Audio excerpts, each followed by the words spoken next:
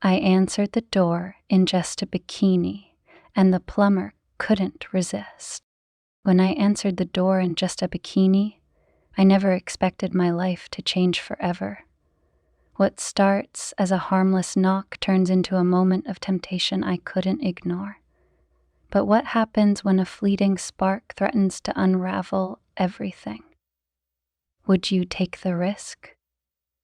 Before we dive into this unforgettable story, make sure to subscribe to the channel for more captivating tales like this one, and let me know in the comments where you're watching from. When I answered the door in just a bikini, I never imagined it would lead to this. The memory plays on repeat in my mind, each detail sharper than the last. The way the late afternoon sun caught the plumber's confident smirk, the slight catch in his voice when he said hello, and the spark that seemed to leap between us like static. It wasn't supposed to mean anything, just a moment of harmless attention, but it didn't stay harmless, not for long. That day had started like so many others in our suburban paradise. My husband, Mark, had left for another business trip, his goodbye kiss more of a duty than a gesture of affection. The house was quiet, dearly so. I had planned to spend the day lounging by the pool, soaking up the heat wave that had left most of the town hiding indoors, but the heat became unbearable when the air conditioning sputtered and died. The house was a sauna. Sweat clung to my skin as I made the call to the repair company, desperation lacing my voice. They promised to send someone over within the hour. True to their word, the doorbell rang just as I stepped out of the pool, dripping wet, too hot and too impatient to bother changing into something more appropriate. The moment I opened the door, my breath caught. He stood there in a worn navy uniform, his shirt clinging to a sculpted frame that hinted at long days of hard work. His jawline was sharp, his smile easy. There was something in his eyes, a mix of amusement and confidence, that made me stand a little straighter despite my state of undress. "Mrs. Caldwell?" he asked, his voice low and smooth, carrying an edge of charm. "Yes," I said, my voice catching. "Come in." As he stepped inside, I caught the scent of his cologne, woodsy, fresh, intoxicating. I couldn't help but notice how he glanced at me, the way his gaze flicked down briefly before meeting mine again. There was no denying the slight hitch in the air between us, an unspoken acknowledgement of the moment. I told myself it was nothing, just the natural reaction of two strangers crossing paths in unexpected circumstances. But even then, a small voice in my head whispered, "This is a door you can't close once it's open." By the time he set his toolbox down in the sweltering living room, the atmosphere had shifted. The house wasn't the only thing heating up. The sun blazed high above, baking the sidewalks and shimmering off the neighborhood rooftops. Inside my house, the stifling air was thick and heavy. The fans I'd set up in the corners of the living room offered little relief. My swimsuit clung to me, beads of sweat tracing lazy paths down my back as I grabbed an iced tea from the fridge. It was a heat wave unlike anything we'd had in years, and of course the air conditioning had chosen today to give up entirely. I glanced at the sticky note I'd left on the fridge. Mark's neat handwriting listed his travel itinerary for the week. Tuesday, Dallas; Thursday, Chicago; back Friday evening. It was always like this, him off to some new city for work while I held down the fort here. I'd learned to manage the loneliness, filling the days with errands, workouts, and the occasional lunch with friends. Still, there were moments when the house felt too big, too empty, and I felt too small within it. As I waited for the repair company to send someone, I settled onto a chase lounge by the pool, hoping the cool water would do what the fans could not. I tried to relax, to let the sunlight melt away the tension, but my mind wandered to Mark again. Lately, our marriage felt like a polished routine. There was no fire left, just a series of predictable steps we repeated without thought. His kisses had grown perfunctory, his touches more of an afterthought. When had we stopped seeing each other as people and started treating our relationship as a checklist to maintain? The doorbell jolted me from my thoughts, its sharp chime startling in the quiet. I glanced at the time, earlier than I'd expected. Pulling a towel around my shoulders but not bothering to change, I padded barefoot through the house, the tiles cool beneath my feet. When I opened the door, there he was, the plumber. His name tag read Ryan, but it wasn't just his name, I noticed. His sun-bronzed arms stretched the fabric of his shirt, and his eyes of rich hazel gleamed with an easy charm. He carried a toolbox in one hand and a clipboard in the other, his stance relaxed yet commanding. For a moment, I forgot the oppressive heat, the malfunctioning AC, and even my husband. Ryan's smile was slow, confident, and disarming. "Afternoon, ma'am," he said, his voice smooth as honey. "You called about an AC issue?" "Yes," I managed to reply, stepping aside to let him in. My voice sounded thin even to me, like it might crack under the weight of the tension now thickening the air. "It's in the living room. It just stopped working this morning." As he moved past me, I couldn't help but notice the way he carried himself, confident, purposeful. It was a far cry from Mark's distracted, hunched posture after long days in the office. Ryan had a presence, an energy that filled the room as he set his toolbox down by the AC unit and began his inspection. "Looks like a pretty common issue," he said, glancing over his shoulder at me. His eyes lingered a second longer than they should have, making my stomach flip. "Shouldn't take too long to fix." I exhaled, holding my breath for a second. "Great," I said, folding my arms as if that might shield me from whatever this was.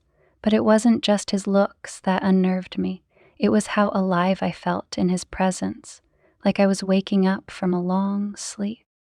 I hovered nearby, pretending to busy myself with wiping down counters and rearranging decorative items, but my attention kept drifting back to him.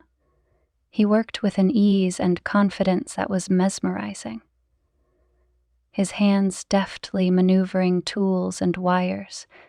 The veins in his forearms shifted under his skin as he tightened a bolt, and I found myself staring longer than I should have. "So, is it just you here?" he asked casually, his voice pulling me from my thoughts. "Oh, yes," I said quickly. "My husband's away for work. He travels a lot." Ryan nodded, his expression unreadable. "That must get lonely," he said, his tone light, but carrying an undercurrent that made my pulse quicken.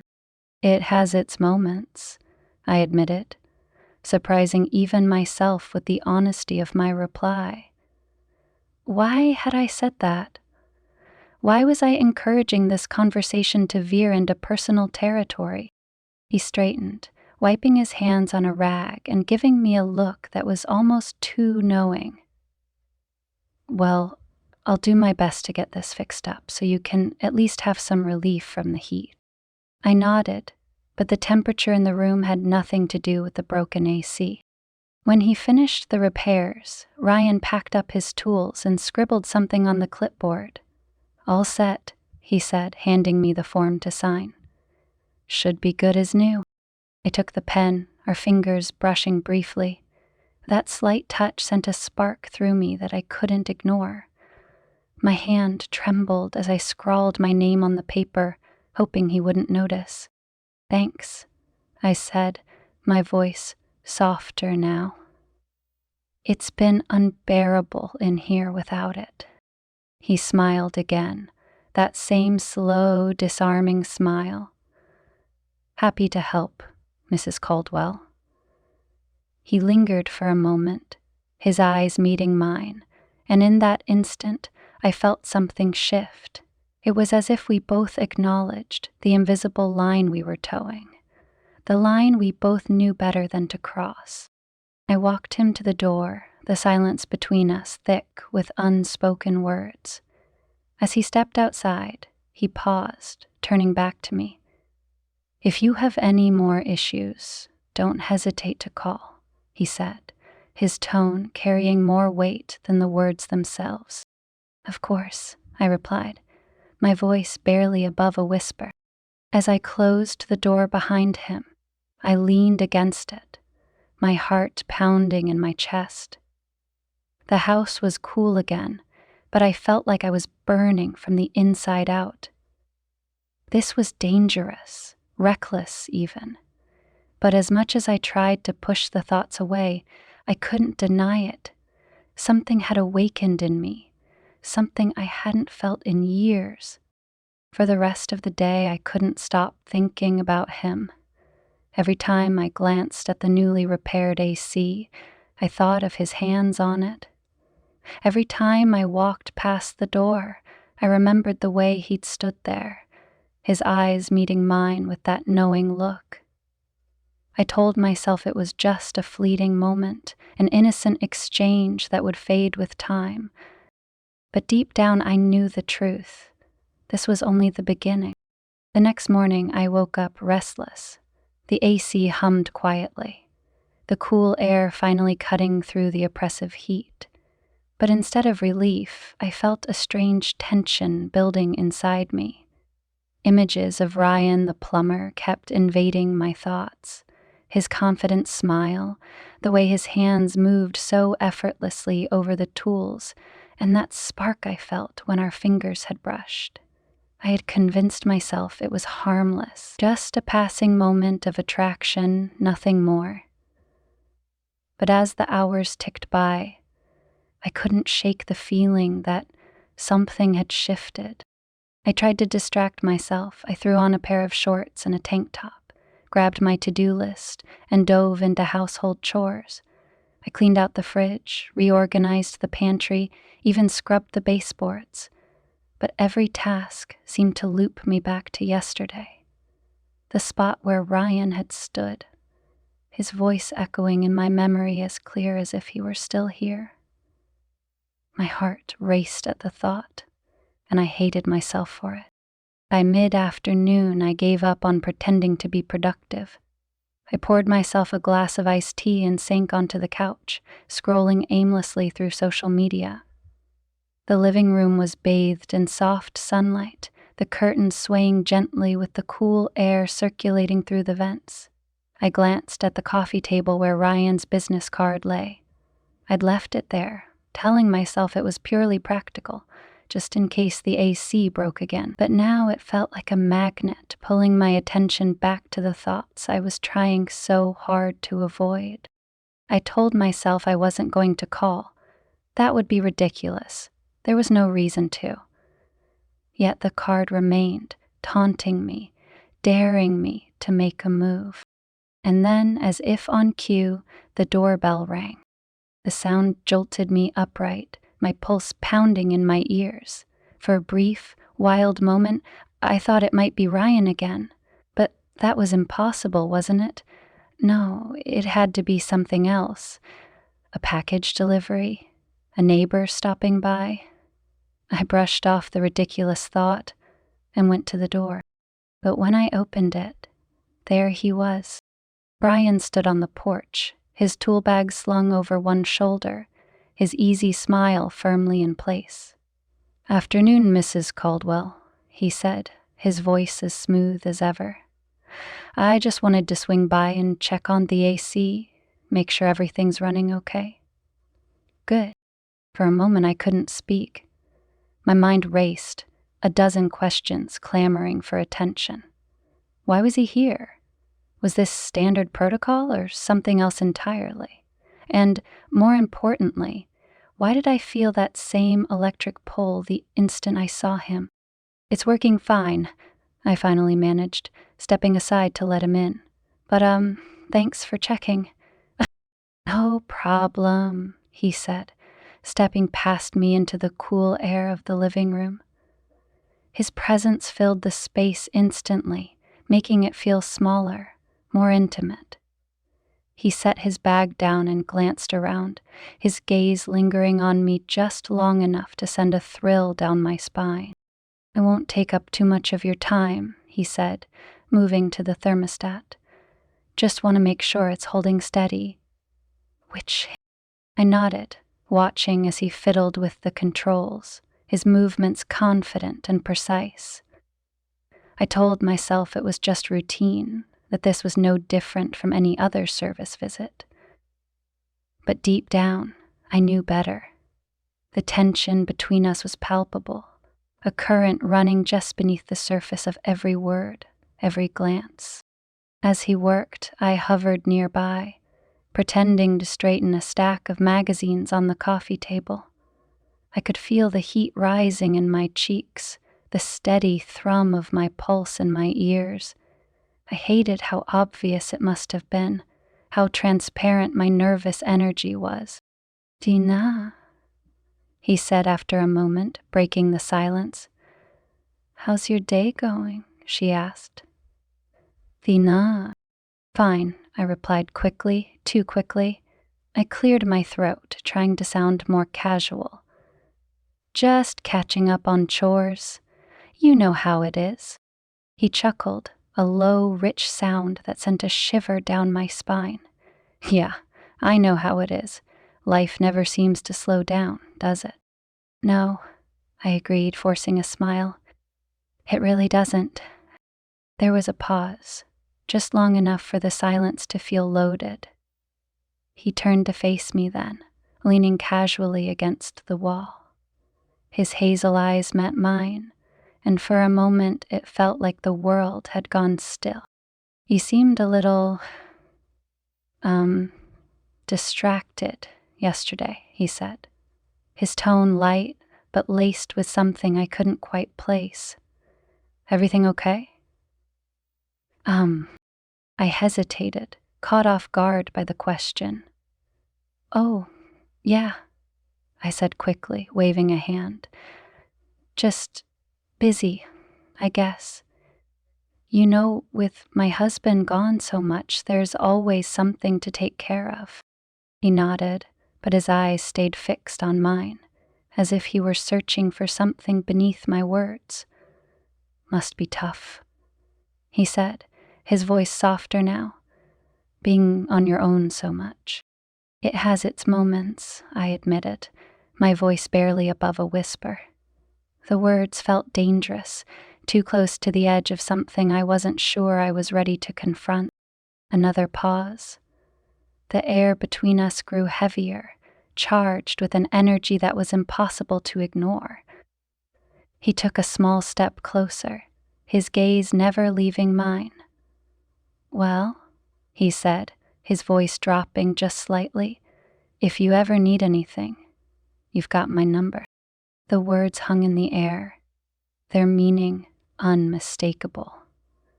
My heart raced, a chaotic rhythm that matched the turmoil in my head.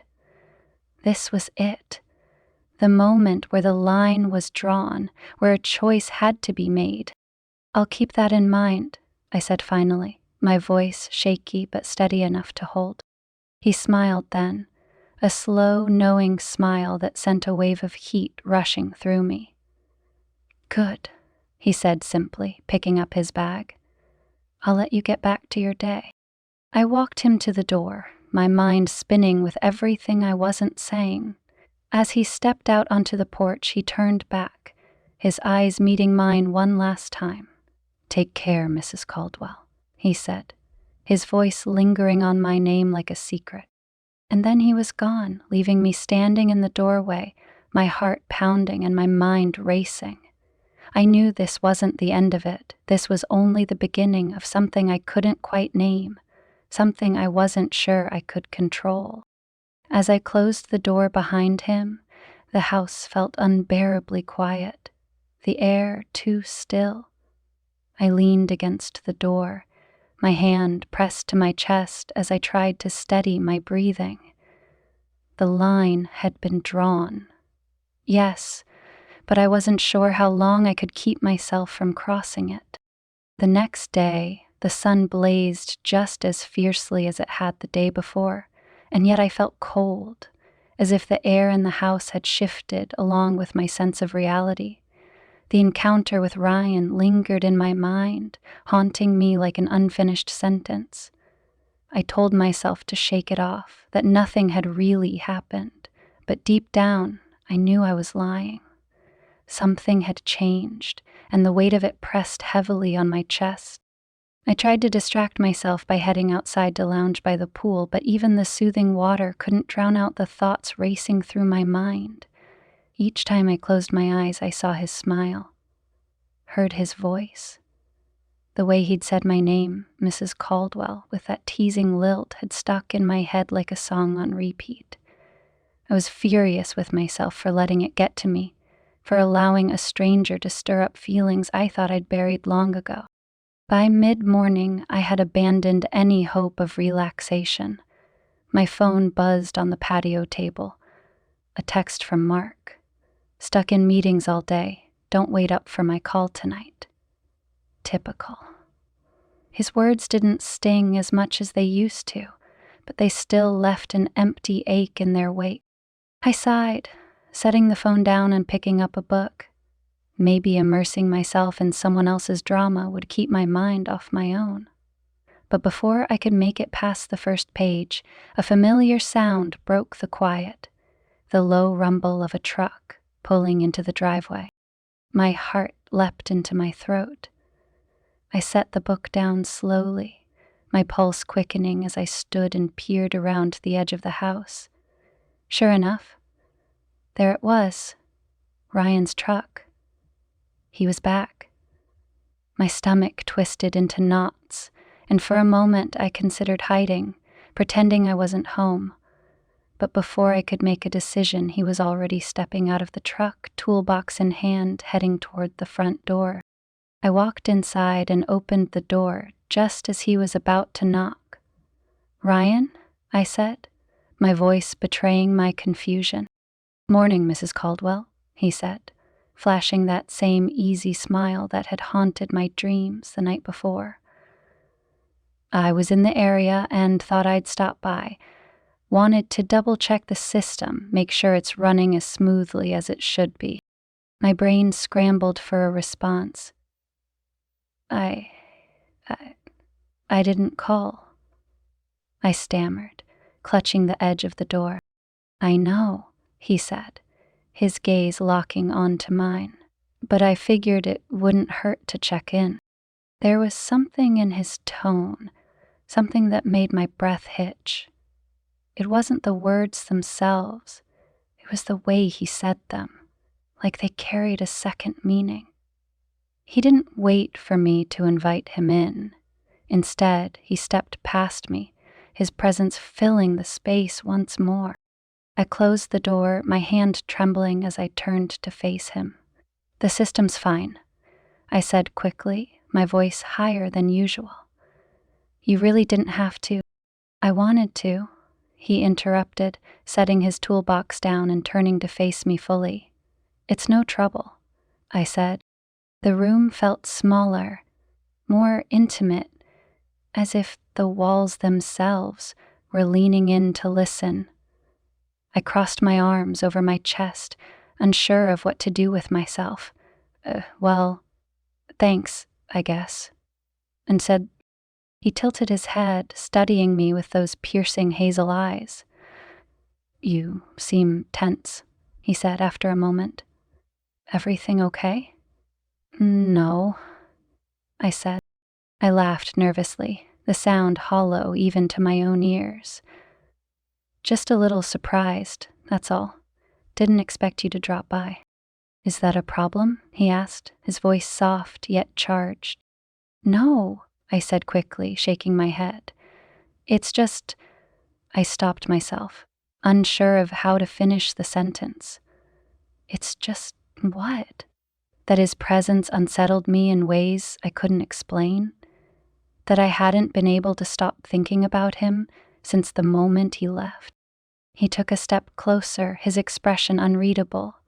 "You know," he said, his voice low. I get the feeling there's more going on here than a broken AC. I froze, my heart hammering against my ribs. I don't know what you mean, I said, the words barely audible. He smiled then, a slow, deliberate smile that sent a wave of heat rushing through me. Sure you don't? He said, his tone dripping with something dangerously close to teasing. The air between us crackled with tension, so thick I could barely breathe. I opened my mouth to say something, anything, but no words came. Instead, we stood there in silence, the weight of everything unsaid pressing down on us like a storm cloud ready to burst. And then, as if drawn by some invisible force, he closed the distance between us. His hand brushed against mine, the touch sending a jolt through me that I felt in every nerve of my body. I should have pulled away. I should have stepped back, told him to leave, done something, anything, to break the spell. But I didn't. Instead, I looked up at him, my breath catching as our eyes met. His gaze was intense, searching, as if he were daring me to say the words we both knew were lingering on the edge of my tongue. For a moment, the world seemed to tilt, the boundaries I'd spent years building crumbling beneath the weight of the moment. Ryan, I whispered, my voice trembling. Yes, he replied, his tone soft, almost tender. I hesitated, the conflict inside me warring for control. My mind screamed at me to stop, to think about Mark, about everything I stood to lose. But my heart, my foolish, reckless heart, was louder. I started, but the words failed me. Instead, I stepped back, putting distance between us and breaking the spell. You should go. You should go. His expression shifted, disappointment flickering across his face for just a moment before he masked it with a nod. All right, he said, his voice calm but unreadable, if that's what you want. It is, I said, though the words tasted like a lie. He picked up his toolbox and moved toward the door, pausing just before he stepped outside. He turned back to me, his eyes holding mine for what felt like an eternity. Take care, Mrs. Caldwell, he said, his tone gentle but laced with something I couldn't quite identify. And then he was gone, leaving the house feeling colder than it had in days. I sank onto the couch, my head in my hands, the weight of what had almost happened, and what still might, crushed me. I told myself I had done the right thing, that I had stopped it before it went too far, but even as I repeated the words in my head, they rang hollow, because the truth was, I wasn't sure I wanted it to stop. For the rest of the afternoon, I moved through the house like a ghost. The echoes of Ryan's voice, his words, his presence lingered in every room. No matter how hard I tried to distract myself, I couldn't escape the memory of that moment when the air between us had grown heavy with unspoken words.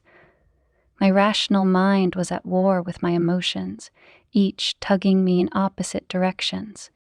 By the time evening rolled around, I'd convinced myself it was over. I'd sent him away, and that was the end of it. Life would return to normal, as it always did. I'd bury this day deep within myself, let it fade into the background like so many other things.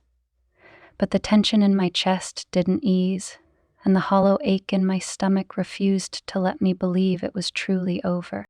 The sun dipped below the horizon, painting the sky in hues of pink and orange as twilight settled in. I made myself dinner, though I had no appetite, and poured a glass of wine, hoping it might calm the restlessness inside me.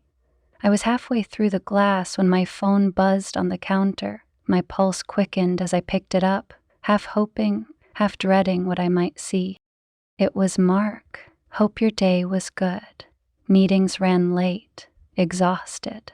Love you. His message was brief, detached, like so many of his texts these days. I stared at the words, my chest tightening. Love you.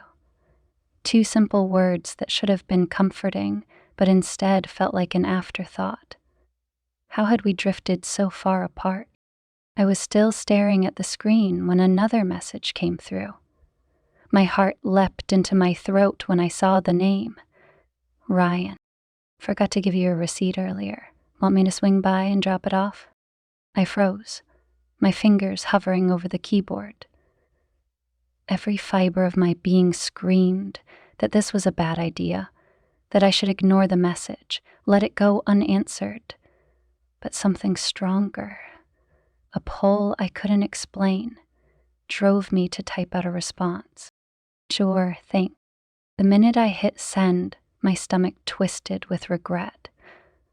What was I doing? Inviting him back here, after everything that had happened, or almost happened, was reckless, foolish. But it was too late to take it back. Not 10 minutes later, the doorbell rang. I hesitated, my hand hovering over the doorknob as I debated whether to answer. But I couldn't leave him standing out there. Taking a deep breath, I opened the door. Ryan stood on the porch, holding a folded piece of paper. His expression was calm, but there was a flicker of something in his eyes, something that made my pulse race. Evening, he said, his voice steady. I didn't want you to think I forgot about this. Thanks, I said, taking the paper from him. My fingers brushed against his, and the spark that shot through me was undeniable. I should have stepped back, put distance between us, but instead, I found myself lingering in the doorway. Long day? He asked, his tone casual, though there was an undercurrent of something more. Something like that, I replied, my voice softer than I intended. There was a pause, the silence between us charged. He shifted, his gaze searching mine. Mind if I come in for a minute? He asked, his voice low. It's still sweltering out here. My mind screamed no, but my body betrayed me, stepping aside to let him in. He moved past me, his presence filling the room once more, and I closed the door behind him. The lock clicked into place, the sound unnaturally loud in the quiet house. Ryan set his tool bag down, leaning casually against the kitchen counter. Nice place, he said, his tone light but his eyes intense. Quiet. It's just me, I said, my voice barely above a whisper. Mark's out of town. He nodded, his gaze never leaving mine. You seem tense, he said, echoing his words from earlier. Are you sure everything's okay? I let out a shaky breath, my hands clutching the edge of the counter for support. I don't know, I admitted, the honesty surprising even me. Everything just feels off. Oh, maybe that's because something's missing, he said, his voice soft but weighted. He took a step closer, his presence overwhelming. Ever think about that? I couldn't answer, couldn't find the words. My heart pounded in my chest as he reached out, his fingers brushing against mine. The touch was light, tentative, but it sent a jolt through me that I couldn't ignore. Ryan, I whispered, my voice trembling. This isn't what? He asked, his voice low and steady. Isn't supposed to happen, or isn't what you want? The question hung in the air, daring me to answer. My mind raced, every rational thought telling me to stop, to send him away. But my heart, a foolish, reckless thing, had already made its decision. I closed the distance between us, my breath hitching as I looked up at him. His eyes searched mine, waiting, giving me the chance to pull back. But I didn't. The first kiss was tentative, a question rather than a statement. His lips brushed against mine, soft and uncertain, and for a moment I froze. But then something inside me broke free, and I leaned into him, the kiss deepening as the tension that had been building between us finally ignited. His hands found my waist, pulling me closer, and I melted into his touch.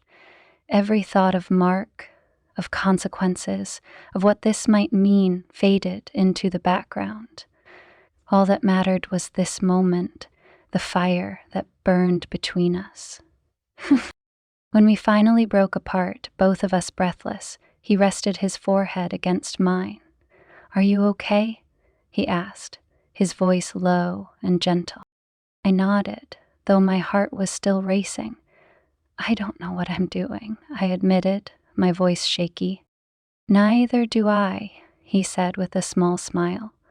"But I know this feels right." I didn't respond. I couldn't. Instead, I stepped back, the reality of what had just happened crashing down around me. My gaze fell to the floor, shame and exhilaration warring within me. "I should go," he said after a moment, his tone soft but firm. "I don't want to make this harder for you." I looked up at him, my chest tightening. "Ryan, don't say anything," he interrupted gently. "Not now." He picked up his bag and walked to the door, pausing with his hand on the knob. "If you need anything, you know how to reach me," he said, his eyes meeting mine one last time. And then he was gone, leaving me standing in the kitchen, my heart pounding and my mind racing. I pressed my hands to my face, the weight of what had just happened settling over me like a storm cloud. I'd crossed a line I could never uncross. AC. But even as guilt twisted in my stomach, I couldn't deny the truth. For the first time in years, I felt alive. The silence in the house after Ryan left was deafening. I leaned against the kitchen counter, my fingers tracing the cool marble as if grounding myself to reality. What had I done? My mind raced, bouncing between the thrill of what had just happened and the crushing weight of guilt. Mark's text flashed through my mind. His detached "love you" felt like a cruel taunt now. Did I even deserve those words anymore? I paced the living room, my bare feet sinking into the soft rug as I replayed the kiss in my mind. Every touch, every whispered word. It had been exhilarating, forbidden, and utterly wrong. But it wasn't just the act itself that haunted me. It was the way Ryan made me feel. Seen, desired, alive, feelings I hadn't experienced in years. The shrill ring of my phone cut through the stillness, making me jump. My stomach flipped when I saw Mark's name on the screen. For a moment, I debated letting it go to voicemail, but I couldn't avoid him forever. With a shaky breath, I answered. "Hey," I said, trying to sound normal, though my voice wavered slightly. "What are you doing here?" "Hey," Mark replied, his voice weary. "Just wanted to check in. How's your day?" "It was fine," I said quickly, too quickly. "You?" "Long," he said with a sigh. "Back-to-back meetings. I'm beat." I clutched the edge of the counter, guilt twisting in my chest. "Sounds rough." "Yeah, but nothing new. Just wanted to hear your voice before I crash." His words were simple, routine even, but they cut me like a knife. How could I have done this to him? Mark wasn't perfect, but he didn't deserve this. He was my husband, the man I'd built a life with, and yet here I was, standing in the aftermath of a betrayal I couldn't take back. "I miss you," he said, his voice softening. My throat tightened. "I miss you too," I lied, the words barely escaping my lips. "All right, I'll let you get some rest." "Love you." "Love you too," I replied automatically, the weight of the lie settling heavily over me as the call ended. I set the phone down, my hands trembling. The room seemed to close in around me, the air thick and suffocating. I needed to clear my head, to figure out what I was going to do. But before I could spiral any further, the doorbell rang again. My heart leapt into my throat. I hurried to the door, my pulse racing. Ryan? Had he come back? But when I opened it, it wasn't Ryan standing there. It was Mark. My breath caught as I stared at him, his suitcase in hand and an apologetic smile on his face. "Surprise," he said. I wrapped up early and caught the first flight home. My mind reeled, panic setting in as I struggled to process his sudden appearance. "Mark, I wasn't expecting you." "Clearly," he said with a chuckle, stepping inside and setting his suitcase down. "I wanted to surprise you." He held out, and surprise me he had. My chest tightened as I watched him look around the house, his sharp eyes scanning everything. Did he sense the tension in the air? Could he smell the remnants of Ryan's cologne lingering in the room? My stomach churned with anxiety as I followed him into the living room. "Place looks nice," he said, his tone casual. "You've been busy." I nodded, my voice failing me as I tried to think of something, anything to say. But before I could speak, his gaze fell on the kitchen counter. My breath hitched as I realized what he was staring at. Ryan's business card. "What's this?" he asked, picking it up. My heart pounded in my chest as I scrambled for an explanation. "Oh, that's just the plumber's card," I said, forcing a laugh. "The AC broke yesterday and I had to call someone to fix it." Mark frowned, turning the card over in his hand. "You didn't mention that when we talked earlier." "It slipped my mind," I said quickly, trying to sound nonchalant. "It's been so hard. I was just relieved to get it fixed." He nodded slowly, but his expression remained unreadable. "Everything okay now?" "Yes," I said, my voice a little too eager. "He did a great job. Everything's working perfectly." Mark set the card down, his gaze lingering on it for a moment longer before turning back to me. "Good," he said finally, though there was a slight edge to his tone that made my stomach twist. I tried to brush it off, telling myself I was just being paranoid, but as the evening went on, I couldn't shake the feeling that something was off. Mark was quieter than usual, his eyes sharp and observant, as if he were piecing something together.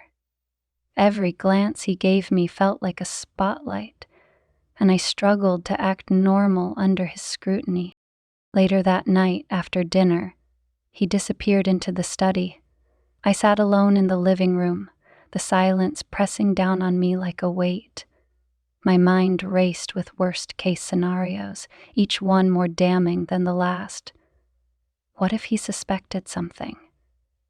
What if he already knew? Just as I was about to spiral into full-blown panic, I heard his footsteps in the hallway. I turned to see him standing in the doorway, holding his phone. "Who's Ryan?" he asked, his voice calm but firm. The blood drained from my face. "He's the plumber," I said, my voice barely above a whisper. Mark nodded, his expression unreadable. "And why did he text you?" "Executive officer." My heart sank. He'd seen the message. There was no denying it now. My mind raced, searching for an explanation, but the truth loomed over me like a shadow, impossible to escape. "It was nothing," I said quickly. "He just wanted to follow up about the AC." Mark's gaze hardened. "Are you sure about that?" "Yes," I said, desperation creeping into my voice. "Mark, I swear, it's nothing." He stared at me for a long moment, the tension between us thick and suffocating. Finally, he sighed, rubbing a hand over his face. "I want to believe you," he said quietly, "but something doesn't feel right." The weight of his words hit me like a punch to the gut. I opened my mouth to respond, but no words came. The guilt, the shame, the fear, it all crashed over me in an overwhelming wave. I couldn't tell him the truth. Not now. Not ever. "I'm sorry," I said, my voice breaking. "I didn't mean to make you feel that way." He nodded slowly, his expression softening slightly. I need to know I can trust you." His words cut deep, the pain in his voice mirroring the ache in my chest. I nodded, tears stinging my eyes as I fought to hold myself together. "You can," I whispered, though the words felt hollow. Mark sighed again, stepping closer and pulling me into a hug. I stiffened at first, the weight of my guilt pressing down on me like a physical force. But as his arms tightened around me, I let myself sink into the comfort of his embrace, even as my heart ached with the knowledge of the secret I was keeping. As I lay in bed that night, staring at the ceiling, I knew this wasn't over. The truth had a way of surfacing, no matter how deeply it was buried. And when it did, the consequences would be devastating. But for now, all I could do was wait and hope and dread. I lay awake long after Mark had drifted off to sleep. His soft, even breathing should have been a comfort, but instead, it only amplified the dissonance raging in my mind. Every time I closed my eyes, I saw Ryan's face, felt his touch, remembered the kiss that had set this entire mess in motion. And then there was Mark, the man who had shared my life for years, whose trust I had so carelessly betrayed. I turned onto my side, staring at the faint outline of Mark's back in the dim moonlight. My stomach twisted with guilt, the weight of what I had done crushing me. How could I have let things get so out of control? How could I have risked everything we'd built together for a fleeting moment of passion? Oh, sleep never came. As the first rays of dawn crept through the blinds, I slipped out of bed, careful not to wake Mark. I needed time to think, to clear my head, to figure out how to fix this mess before it spiraled even further out of control. The kitchen was quiet as I poured myself a cup of coffee, the rich aroma filling the air. I sat at the table, staring into the dark liquid as if it held the answers I so desperately needed. But no matter how hard I tried, I couldn't see a way out. The damage was done. Mark joined me a little while later, his presence startling me from my thoughts. He leaned against the counter, his expression unreadable, as he poured his own cup of coffee. The silence between us was thick, each of us avoiding the other's gaze. "Did you sleep?" he asked finally, breaking the tension. "Not much," I admitted, my voice barely above a whisper. He nodded, taking a sip of his coffee. "Me neither." I looked up at him then, guilt and regret clawing at my chest. "Mark, I'm sorry," I said, the words tumbling out before I could stop them. "I know I've been distant lately. I know it hasn't been easy, with you traveling so much and me here." His brow furrowed, his eyes searching mine. "Is there something you're not telling me?" he asked, his voice steady but probing. My heart pounded in my chest, the weight of my secret threatening to suffocate me. I opened my mouth to respond, but the words wouldn't come. How could I possibly tell him the truth? How could I admit what I'd done without destroying him? Destroying us. "It's nothing," I said finally, the lie tasting bitter on my tongue. I've been feeling lonely, I guess. With you gone so much. Mark set his mug down on the counter, his expression softening. I know it's been hard, he said, stepping closer. And I'm sorry for that. I've been so focused on work, on providing for us, that I didn't realize how much I was missing here at home. His words cut me to the core, each one a reminder of just how deeply I had betrayed his trust. And yet, I couldn't bring myself to confess. Instead, I nodded, letting him believe that his absence was the root of my restlessness. Maybe it's time I made some changes, he said, his voice thoughtful. Cut back on the travel, spend more time here with you. We've both been going through the motions, but we're stronger than this. We can fix it, if we're willing to try. Tears stung my eyes as I nodded again, unable to speak. His willingness to take responsibility, to fight for our marriage, only made my guilt more unbearable. But it also gave me a glimmer of hope, a chance to rebuild what I had so carelessly jeopardized. Over the next few days, Mark made good on his promise. He called his boss, rearranged his schedule, and even canceled an upcoming trip so he could stay home. At first, I thought it might be a temporary gesture, a way to assuage his own guilt for being so absent. But as the days turned into weeks, I saw a genuine effort in him, a renewed determination to reconnect, to rebuild what we had lost. And to my surprise, I found myself meeting him halfway. I started cooking dinners again, planning small outings for us on the weekends, and making an effort to engage with him in ways I hadn't in years. Slowly but surely, the distance between us began to close. But even as we worked to repair our marriage, the shadow of my betrayal lingered. Every time Mark looked at me with love in his eyes, I felt the sting of guilt. Every time he reached for my hand, I wondered if he would still want to hold it if he knew the truth. And then there was Ryan. I hadn't seen or heard from him since that fateful night, but his presence still haunted me. The memory of our kiss, the way he had made me feel, was a constant reminder of the cracks in my marriage, the cracks I was trying so desperately to mend. One evening, as Mark and I sat on the couch watching a movie, my phone buzzed on the coffee table. My heart skipped a beat when I saw the name on the screen. Ryan. I froze, my mind racing as Mark glanced over at the phone. You gonna get that? He asked, his tone casual. No, I said quickly, reaching for the phone and turning it face down. It's nothing. He nodded, his attention returning to the screen. But my hands trembled as I gripped the phone, my mind spinning with 1,000 thoughts. Why was Ryan reaching out now? What did he want?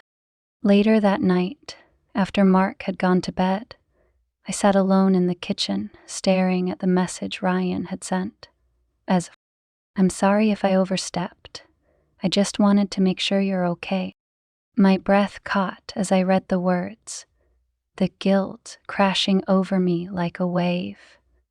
I wanted to respond, to tell him I was fine, to ask him not to contact me again, but I knew that even opening that door a crack would be dangerous. Instead, I deleted the message, my hand shaking as I did so. I couldn't let Ryan be a part of my life anymore, not if I wanted to salvage my marriage, not if I wanted to heal. And yet, as I climbed into bed beside Mark that night, the weight of my choices pressed heavily on my chest. I had made my decision, but the scars of my betrayal would remain, a constant reminder of the line I had crossed. In the end, I wasn't sure if I could ever truly forgive myself, but for now, I would try. For Mark, for us, for the fragile hope that maybe we could still find our way back to each other. Days turned into weeks, and while the surface of my life seemed to smooth over, the turmoil beneath it never truly subsided. Mark was attentive and present in a way I hadn't seen in years. He brought me coffee in the mornings, planned weekend trips, and even started joining me for walks around the neighborhood in the evenings. To anyone looking in from the outside, we must have seemed like a couple rediscovering their love, mending the frayed edges of their marriage. But inside, I was unraveling. No matter how hard I tried, I couldn't fully let go of the guilt that had taken root in my chest. It clung to me like a shadow, a constant reminder of the line I had crossed. Every time Mark reached for my hand or leaned in to kiss me, I felt it, a flicker of doubt in my heart, a voice in the back of my mind whispering that I didn't deserve his love. At night, when the house was quiet and the only sound was the soft rhythm of his breathing beside me, I would lie awake, staring at the ceiling. I'd replay that moment with Ryan over and over again, dissecting every glance, every touch, every word. The memory burned in my mind, not just because of what it meant for my marriage, but because of what it revealed about me. I had been so quick to blame Mark for our growing distance, to convince myself that his long absences and distracted demeanor were the reasons I felt so lonely. But the truth was more complicated. I had let myself drift too. I had stopped trying, stopped reaching for him, stopped believing that we could still find joy in each other. I had let myself drift too, to believe that we could still find joy in each other. And when someone else had come along, someone who made me feel seen, I had allowed myself to give in to temptation instead of facing the cracks in our relationship. That realization was a bitter pill to swallow. One afternoon, as I was folding laundry in the bedroom, I came across one of Mark's old college t-shirts, soft and worn from years of use. I held it in my hands, staring at the faded logo and thinking about the man I had fallen in love with all those years ago. What had happened to that love? When had it started to slip through my fingers? I sat down on the edge of the bed, the shirt still in my hands, and let the tears I had been holding back for weeks finally spill over. I cried for the distance that had grown between us, for the mistakes I had made, for the fear that I had ruined something that had once meant everything to me. And as the tears fell, I realized that if I wanted to save my marriage, I had to stop running from the truth. I had to face it, no matter how painful it might be. That evening, as Mark and I sat on the back porch watching the sunset, I took a deep breath and turned to him. "Can we talk?" I asked, my voice trembling slightly. He looked at me, his brow furrowing in concern. "Of course. What's on your mind?" Though I hesitated, the weight of my words pressing down on me. "I've been doing a lot of thinking," I began, my hands twisting nervously in my lap. "About us, about everything." Mark's expression softened, and he reached for my hand, giving it a reassuring squeeze. "I know things haven't been perfect," he said gently, "but I'm here, and I want to make this work. Whatever it takes." His words were a balm to my aching heart, but they also deepened my guilt. How could he be so willing to fight for us when I had betrayed him in the worst way? "I haven't been honest with you," I said, my voice barely above a whisper. "There's something I need to tell you." Mark's grip on my hand tightened slightly, and I could see the worry in his eyes. Okay, he said cautiously. I'm listening. I opened my mouth to speak, but the words caught in my throat. My chest felt tight, my pulse racing, as I tried to summon the courage to confess. But as I looked into his eyes, I saw the love and trust that still lingered there, and my resolve faltered. It's nothing, I said finally, my voice breaking. I've been feeling guilty about how distant I've been. I should have tried harder to communicate, to be there for you. Mark's shoulders relaxed slightly, and he gave me a small, understanding smile. We've both made mistakes, he said, but the fact that we're talking about it now, that's what matters. I nodded, swallowing the lump in my throat. I hated myself for not telling him the full truth, but I wasn't sure if I ever could. The risk felt too great, the potential for damage too overwhelming. For now, I told myself, it was enough to focus on rebuilding what we still had. In the weeks that followed, I threw myself into our marriage with a renewed sense of purpose. I planned date nights, left little notes for Mark to find, and made an effort to really listen when he talked about his day. And he, in turn, continued to show up for me, in ways he hadn't before. Slowly but surely, the cracks in our relationship began to mend, and at the same time, things slowly. But no matter how much progress we made, the shadow of my betrayal lingered. It was a weight I carried alone, a burden that colored every interaction with a tinge of regret. I wanted to believe that I could bury it, that I could move forward without it tainting everything. But deep down, I knew the truth. Secrets have a way of surfacing, no matter how deeply they're buried. One evening, as I stood at the kitchen sink washing dishes, my phone buzzed on the counter. I glanced at the screen, my heart sinking when I saw the name.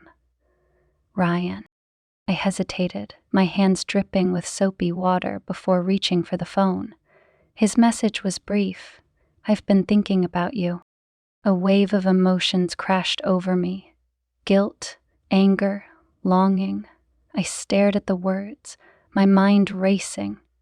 For weeks I had convinced myself that I was done with Ryan, that I had closed that chapter for good. But his message brought everything rushing back. The intensity of our connection, the way he had made me feel. I deleted the message without responding, my hands trembling as I set the phone down. I couldn't go back to that place, no matter how tempting it might be. I owed it to Mark and to myself, to stay the course, to keep fighting for the life we had built together. But as I lay in bed that night, staring at the ceiling, I couldn't shake the feeling that the past wasn't done with me yet. The weight of my choices pressed heavily on my chest, a constant reminder that the road to redemption is never a straight line. For now, all I could do was take it one day at a time, hoping that the love Mark and I shared would be enough to carry us through, and maybe, just maybe, I could find a way to forgive myself. The days stretched into weeks, and the fragile sense of normalcy Mark and I had cultivated began to feel almost real. He seemed lighter, less burdened by the tension that had plagued us for months, and I, though the weight of my secret remained, found solace in his renewed attention. We were rebuilding, step by step, moment by moment, but the cracks beneath the surface were still there, waiting for the right pressure to split us apart. One evening, Mark surprised me with a plan for us to host a small dinner party. Just a few friends, he said, his enthusiasm catching me off guard. It's been too long since we had people over. I think it'll be good for us. I hesitated. The thought of smiling and entertaining while the shadow of my betrayal loomed felt exhausting. But I nodded, forcing a smile. That sounds nice. The day of the dinner arrived, and I busied myself with preparations, trying to focus on the details instead of the mounting anxiety in my chest. The doorbell rang just as I was setting the last dish on the table. Mark greeted our guests with his usual warmth, and soon the house was filled with laughter and conversation. But as the evening wore on, I found myself retreating further into my own thoughts. Every time Mark's hand brushed mine, or his laugh echoed through the room, the guilt surged, threatening to consume me. I excused myself to the kitchen, needing a moment to breathe. As I leaned against the counter, the familiar buzz of my phone jolted me. I glanced at the screen, and my heart sank. It was Ryan. Again. I didn't open the message. I didn't need to. The very fact that he was still reaching out was enough to throw me into a tailspin.